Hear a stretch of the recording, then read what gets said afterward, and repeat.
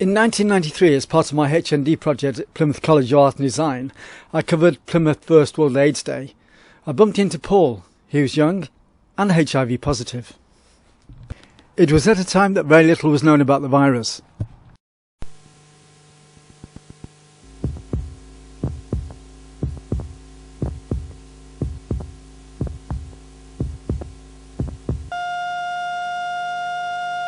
Wake up, people.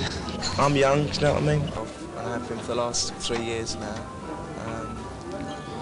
I still think I need a lot of education needs to be done, and people still think, especially down this part of the country, that it's not going to happen to them. And they really should start waking up, really, because it's not going to go away, and it's not going to get any better.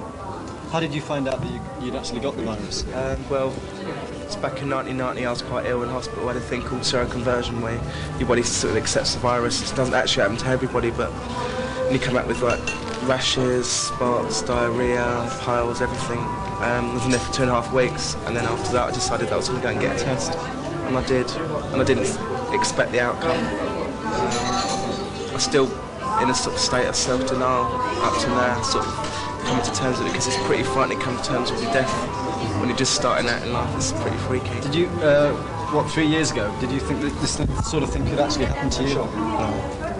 No, yeah, it's the same thing. You don't think it's going to happen to you, you think it's going to happen to someone else. You hear about it on TV, you read leaflets, you see it in the paper, and you still like close the paper up or turn the TV off. But when you got it, you can't do that. You have to wake up every morning and think, I'm here, I'm really happy, I'm here today, and then go back in the day and thank the day that you woke up, basically. So 3 years ago, do you think you were informed enough on about the virus in general? No, there's no education.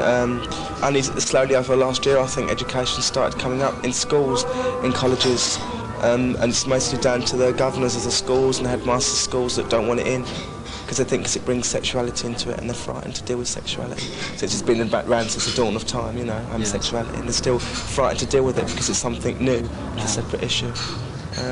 Wake up, people. I'm young, do you know what I mean? Where did you get the virus? I don't really know, and I know it's through sex, but I don't think that it's important to think where I got it and start thinking about the person who gave it to me, if so. Just to try and get on with life now, what I've got left. And it wasn't local, was it? No, it was in London. I come from London originally, so it was around London. And London's pretty excellent. All the different centres they've got around London, all the help and advice, support, it's excellent. It just needs to get down here now, you know. How do you think you were treated by people that know you got the virus? When I lived in London, I had my own council flat, and I got to know a few people, and I got a bit friendly with them, and that was a silly thing to do, because I getting bricks thrown from my windows, and I got broken into about 6 times, so the council had to move me somewhere else, which was even worse, because it was like a prison then. And that's when I came down here. So you're living in Plymouth now? No, I'm living in Taunton. Oh, right. And what's the attitude like around there? Very small-minded. It's the same sort of thing. It's the same sort of thing as up there, but you got to do it. You have to keep speaking out, otherwise, nothing's going to get done about it. Taunton's obviously a lot smaller than Plymouth. We've got HIV Positive Somerset down there, which my partner coordinates. I think we've got about 30 members altogether now, something like that. So you get a lot of help through the medical service and what have you? You've got the local GU clinic where we'll go there for varying bits and pieces, but still basically there out on your own, still struggling to find people to help you and people to listen, and still, getting ignored, really.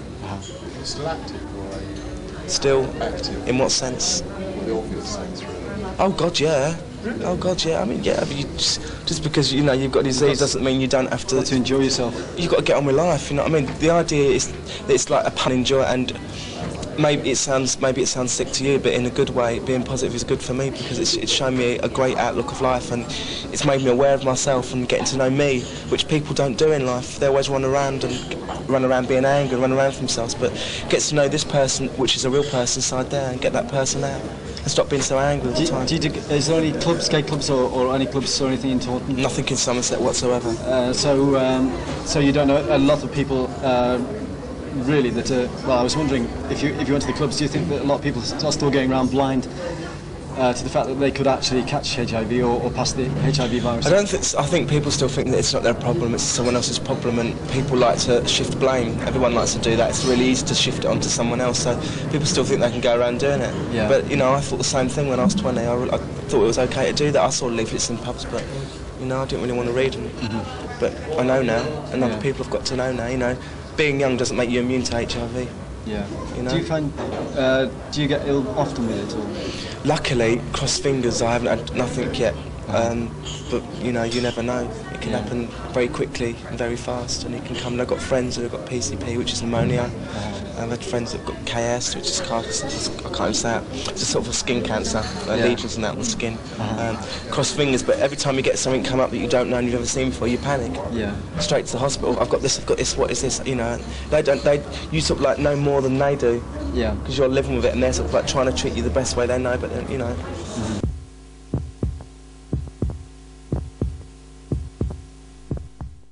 Thanks to Paul and Plymouth College of Art and Design and everybody else involved in it.